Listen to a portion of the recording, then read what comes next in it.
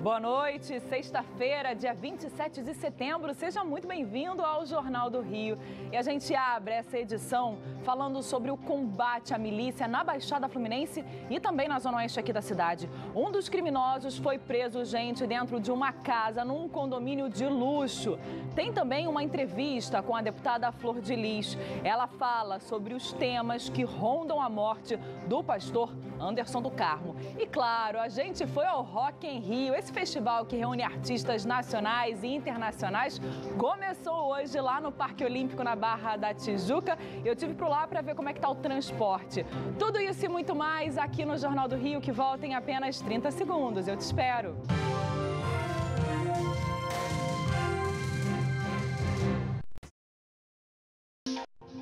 A gente começa essa edição do Jornal do Rio falando sobre o combate à milícia na Zona Oeste. Um criminoso foi preso em casa, num condomínio de luxo. Lá na Baixada Fluminense, a polícia segue à procura do chefe de um dos bandos da região. Policiais da Delegacia de Homicídios da Baixada Fluminense cumpriram 4 mandados de prisão e 13 de busca e apreensão em Xerém, Duque de Caxias, na Baixada Fluminense. Um dos alvos era Ricardo Martins Macedo Moreira, apontado como chefe da milícia que atua na região. Mas ao chegar à residência, a polícia não encontrou Ricardo. Só a esposa e as 2 filhas estavam em casa e teriam dito que ele dormiu fora do local a trabalho. Os outros alvos eram Ricardo Ferreira Silva, Rafael Ferreira da Silva, Bruno Martins Moreira e Carlos José da Silva Coelho. Este último foi preso. A ação foi um desdobramento de uma investigação do homicídio de Sérgio da Conceição de Almeida, o Berém do Pilar, em 2016. Agentes investigam ainda outras mortes relacionadas ao caso. Segundo a polícia, os homicídios teriam sido cometidos pela disputa por pontos de furtos de combustíveis da Transpetro aqui em Xerém, na Baixada Fluminense. As investigações apontam que pelo menos 10 mortes ocorreram em 2 anos. Muito importante, né? Porque tem muitos homicídios relacionados a essa máfia do furto de combustíveis. Inclusive, na semana passada tivemos um, né, relacionado diretamente a essa disputa, né, que também está relacionado com aquele caso da explosão de um duto, onde vitimou uma criança. Então, temos que dar uma resposta, né? Acabar com essa disputa desses dutos de combustível. Consequentemente, vamos acabar diminuir pelo menos os homicídios. Na Barra da Tijuca, na Zona Oeste, Marcos Vinícius Gomes, o Panelada, foi preso numa casa de luxo, num condomínio da região. Radiotransmissores, relógios e grande quantidade de dinheiro em espécie foram apreendidos. Ele é suspeito de chefiar uma milícia que atua em 3 comunidades do Recreio dos Bandeirantes, cobrando taxas mensais de moradores, comerciantes e até mototaxistas. E olhem só esse flagrante que a gente vai colocar aqui no telão agora. Pelo menos 16 carros tiveram o pneu furado quando estavam passando pela estrada do Catonho, na Zona Oeste do Rio de Janeiro, por conta de um buraco, gente.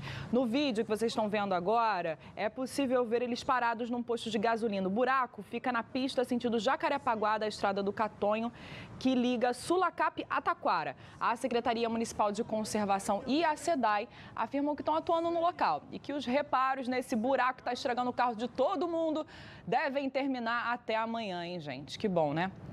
E o prefeito Marcelo Crivella sancionou uma lei que dá até 100% de desconto para os devedores de tributo no estado. Acompanhe na reportagem de Marcelo Setúbal. Há 3 anos, o Ito viu a crise financeira bater a porta. Deixou de pagar o IPTU da casa própria e a dívida só cresceu. Escolhi, às vezes, entre levar o pão para casa, o alimento, ou pagar a dívida. Mas agora, além do Ito, outros contribuintes vão ter uma chance de quitar os débitos com o município de uma maneira mais fácil. Já está de volta o programa Concilia Rio, que dá a oportunidade dos devedores abaterem os encargos em cima das dívidas com a prefeitura. E aí entram os impostos como IPTU, ITBI e até multas, por exemplo. O desconto pode chegar até 100% em débitos que são cobrados na Justiça antes de 2005. Mas quem ficou no vermelho depois disso também será beneficiado e pode parcelar essa dívida em até 48 vezes. O pagamento à vista, ele comporta 80% de desconto. O parcelamento em até 12 vezes, 60% de desconto.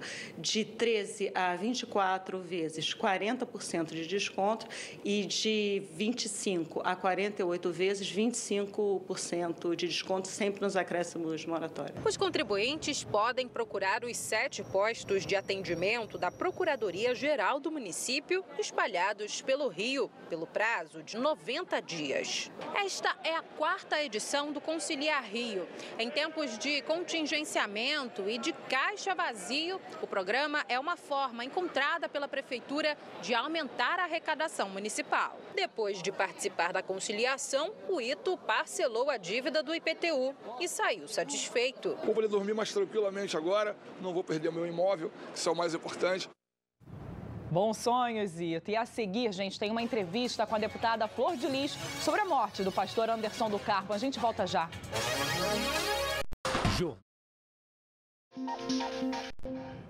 A deputada federal Flor de Lis conversou hoje com a repórter Yasmin Bachur e comentou as investigações sobre a morte do marido, o pastor Anderson do Carmo. A parlamentar falou ainda da prisão dos filhos e sobre as acusações de envolvimento no crime. Vamos ver. A deputada federal Flor de Lis conversou com a nossa equipe no escritório do advogado de defesa no centro do Rio. Ela comentou sobre a carta escrita pelo filho adotivo Lucas dos Santos, que está preso em Bangu 9. A parlamentar não tem dúvidas de que o filho realmente escreveu o texto. Nele, o rapaz aponta um suposto envolvimento do irmão e vereador de São Gonçalo, Wagner Pimenta, o Misael, no crime. O que mais me impressionou foram os detalhes que Lucas conta. Detalhes que só quem participou de algo naquela noite saberia. Tomei um susto, mais um filho envolvido, possivelmente envolvido. Em depoimento à polícia, Misael chegou a apontar a parlamentar como mentora do assassinato. Apesar disso, só uma mãe pode entender o que eu vou falar agora. Eu amo meu filho. Nós nos relacionávamos muito bem. Nós éramos amigos de verdade. Eu mandei mensagens desesperadoras em busca dele. Em uma das mensagens eu até digo, eu não criei um covarde, eu criei um homem. Vem falar comigo, olho no olho. Por que você está fazendo isso? A mãe e a irmã do pastor Anderson do Carmo, assistentes de acusação do Ministério Público, também apontam o envolvimento de Flor de Lis no crime. Como ser humano, eu fiquei, eu senti com raiva de ver minha sogra ali me acusando de algo que ela não sabe, não tinha o que falar. Eu, Flor de Lis, não tenho nada, absolutamente nada a ver com esse crime, com a morte do meu marido. A parlamentar também comentou as tentativas de extorsão que teria sofrido. Ligou por 2 vezes, fazendo pedido fazendo suborno. Se a senhora foi a mandante, se a senhora mandou ou não mandou, tanto faz, eu não estou nem aí. O que importa para mim é o que vai vir do meu bolso. E eu me senti realmente ameaçada, amedrontada. O assassinato do pastor Anderson do Carmo completou 3 meses na última semana. Lucas dos Santos e o irmão Flávio Rodrigues estão presos e são réus por homicídio triplamente qualificado. Flávio confessou ter atirado no pastor e Lucas que teria ajudado a comprar a arma usada no crime. Por determinação da Justiça, os dois deixaram de dividir a mesma cela. A decisão foi dada depois de um pedido do advogado da mãe do pastor Anderson do Carmo, porque, segundo ele, Lucas estaria sendo coagido por Flávio. E a separação dos irmãos, segundo a defesa, vai garantir não só a integridade física de Lucas, mas também o curso do processo, que já está na 2ª fase das investigações. Por que agora colocar uma suposta ameaça do outro irmão, de algo que aconteceu quando eles ainda estavam na DH e nada disso foi feito? Então tem muita coisa que me deixa curiosa para saber. Eu estou aguardando de verdade que a verdade apareça que as investigações cheguem realmente, de fato, ao que aconteceu naquela noite. Eu preciso, né, dessa resposta, porque eu quero muito, muito que a justiça seja feita nesse caso. E o governador Wilson Witzel deve acirrar o combate à milícia e ao tráfico de drogas, principalmente na questão do armamento. Ele falou hoje de tarde que estuda maneiras de processar fabricantes de armas em tribunais internacionais. Wilson Witzel disse que as empresas responsáveis por fuzis e outros armamentos que chegam às favelas cariocas deveriam indenizar o Estado. O governador também pediu ao ministro da Justiça, Sérgio Moro, um patrulhamento mais rigoroso na fronteira com o Paraguai, por onde entram muitas armas que chegam ao Brasil. Fechar policialmente. Eu colaboro, eu mando policiais para a fronteira. Witzel afirmou ainda que planeja retomar as obras da linha 4 do metrô, possivelmente ainda neste ano, para entregar a ligação com a estação da Gávea. Parte dos recursos viriam de verbas a que o Rio tem direito nos próximos leilões de campos de petróleo.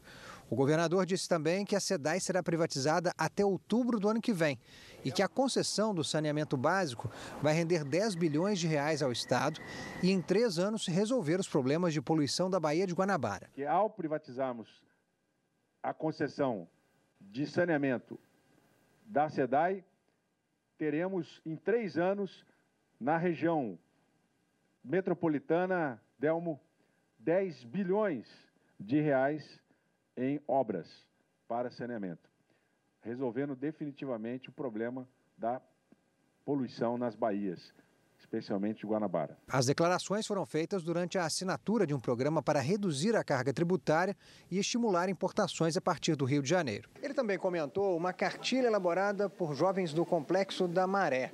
A proposta, com 17 pontos, tem sugestões de como a polícia deve se comportar em operações em favelas. Eles pedem, por exemplo, que sejam evitadas ações nos horários de entrada e de saída das escolas, que as casas não sejam invadidas sem mandados judiciais, que o helicóptero não seja utilizado para disparar aleatoriamente, como diz o documento, e também que seja respeitado o direito de ir e vir dos moradores. Precisamos dialogar. A carta dos jovens será bem-vinda, inclusive eles serão bem-vindos. E a seguir a gente fala do Rock in Rio. O festival começou hoje e promete agitar o Parque Olímpico na Barra da Tijuca, na zona oeste da cidade.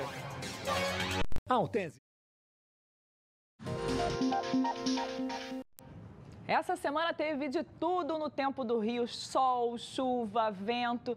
E aí fica aquela pergunta, né? Como vai ficar a previsão do tempo para o fim de semana? Eu tenho certeza que eu vou chamar agora a Marcele Setúbal e ela vai saber me responder. E aí, Marcele, chuva, sol, como é que fica o fim de semana? Olha, Natasha, boa noite para você, boa noite a todos. A expectativa é de que o tempo continue, como nesses últimos dias aí, viu, Natasha? Com chuvinha, temperatura baixa aqui na capital fluminense. Amanhã o tempo deve ficar assim o dia inteiro, deve chover aí em alguns pontos isolados o dia inteiro. A mínima chega a 17 graus e a máxima 24. Já no próximo domingo, essa temperatura, ela muda um pouquinho, o tempo, na verdade, muda um pouquinho, mas ainda tem condições de chuva e o sol aparece entre nuvens ao longo do dia inteiro, mínima de 16 e máxima de 25 graus. É bom para quem gosta de aproveitar um filminho aí debaixo das cobertas. Natasha. Ainda mais eu que estou de folga, Marcele. Obrigada. E olha só, gente, o Rock in Rio começou lá no Parque Olímpico, na Barra da Tijuca, na zona oeste da cidade. E eu fui até lá usando o transporte público para mostrar que essa é, sim, a melhor forma de chegar ao festival. Eu tenho certeza que vai ser por uma estação de metrô que muita gente vai começar o seu trajeto até a cidade do rock hoje. Por isso a gente decidiu fazer o mesmo. Vamos de transporte público até lá. A gente vai te contar quanto tempo você vai levar e como está esse serviço. Vem comigo!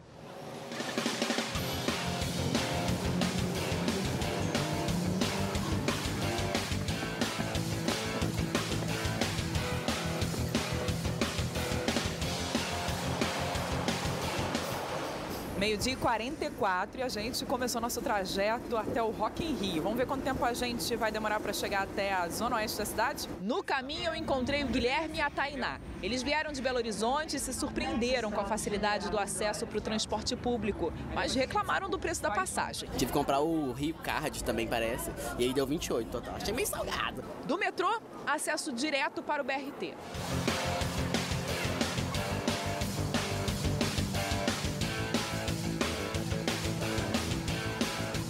1h18 depois que eu embarquei lá na estação Uruguai, na Tijuca, estou desembarcando aqui para a cidade do Rock, o terminal do BRT. Da plataforma da estação até o acesso principal do Rock in Rio, a produção do evento criou uma passarela. A estrutura foi um dos investimentos apontados para o aumento da passagem do BRT.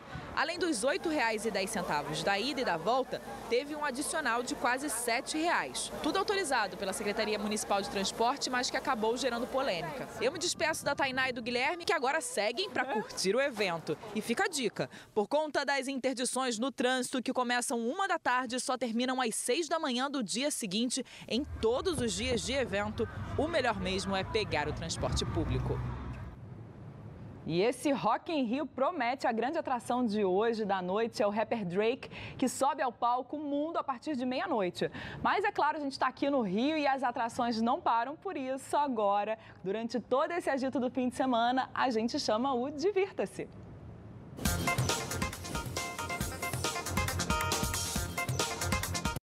Eu já começo, gente, com um final de semana recheado lá no Vivo Rio, porque hoje começa o The Manhattans. Eles estão só pela segunda vez aqui no Rio e trazendo o melhor do soul romântico. E aí também, além do The Manhattans, o romantismo no sábado fica por conta do Zé Augusto, que traz a nova turnê Um Brinde ao Amor. No domingo, é a vez da criançada lá no Vivo Rio, com o Mundo Bita, que chega com o show Vivas Descobertas, que incentiva as crianças a brincarem mesmo ao ar livre. E do Vivo Rio, eu pulo para o Ribalta. É que por lá, hoje, a partir de 10h30 tem show duplo, Diogo Nogueira, e logo depois, Fundo de Quintal, 2 shows num único lugar, pagando só um ingresso. E já que a gente acabou agora de falar de Rock in Rio, que tal outro festival de música? O Multiplicidade começa hoje no Circo Voador, com ingressos já esgotados para a noite do Baiana System, que é esse vídeo que vocês estão vendo agora. Mas o festival rola até o dia 6 de outubro, lá no Centro Cultural Oi Futuro, com muitas atrações nacionais, e esse é o grande destaque, são só atrações nacionais no Festival Multiplicidade. E para os pequenos, a minha dica é lá no CCBB, que está completando 30 anos. Esse espetáculo belíssimo que usa vários bonecos infantis.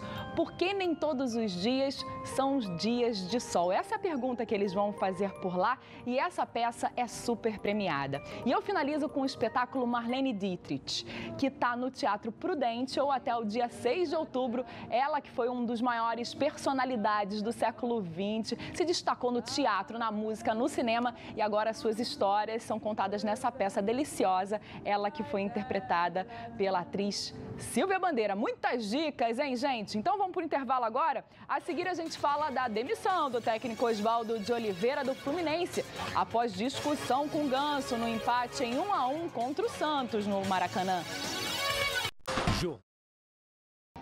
Hora do futebol, a dança dos técnicos continua no Campeonato Brasileiro. A última vítima foi Oswaldo de Oliveira. O treinador não comanda mais o Fluminense. Oswaldo foi demitido após o desentendimento com o Ganso no empate em 1-1 com o Santos no Maracanã. O empate em 1-1 com o Santos e a troca de insultos com Paulo Henrique Ganso foi o fim da linha para Oswaldo de Oliveira. Tudo começou quando o treinador resolveu substituir Ganso por Danielzinho. O camisa 10 não gostou de sair do jogo e chamou o treinador de burro. Oswaldo revidou, chamando o meia de vagabundo, e os dois foram separados por integrantes da comissão técnica. Pedi para ele voltar para fazer a marcação e ele disse um palavrão. Eu, na mesma hora, troquei o Ganso do jogo. Não foi por isso, não. Foi por outra coisa, mas que não veio ao caso. Depois da partida, o jogador e o comandante minimizaram a situação. De antemão, quero dizer o seguinte, está tudo resolvido. Entre mim e o jogador está tudo certo. É natural que numa circunstância adversa do jogo haja um desentendimento. Futebol, cara. Se futebol não puder ter discussão, não é futebol. Hoje pela manhã, a cúpula tricolor decidiu por demitir o treinador. O Oswaldo comandou a equipe por apenas 39 dias. Foram 7 jogos, 2 empates, 2 vitórias e 3 derrotas. Para a partida de domingo contra o Grêmio no Maracanã, o auxiliar Marcão vai estar à frente da equipe. O Fluminense tem 19 pontos e está na 16ª posição, uma acima da zona de rebaixamento. Tomara que não caia nenhum carioca, né, no Brasileirão, né, gente? O Jornal do Rio está terminando. Obrigada pela companhia. O jornal volta amanhã às 10 para as 7 da noite. E você fica, é claro, com o Jornal da Band agora. Tchau, gente. Obrigada pela companhia.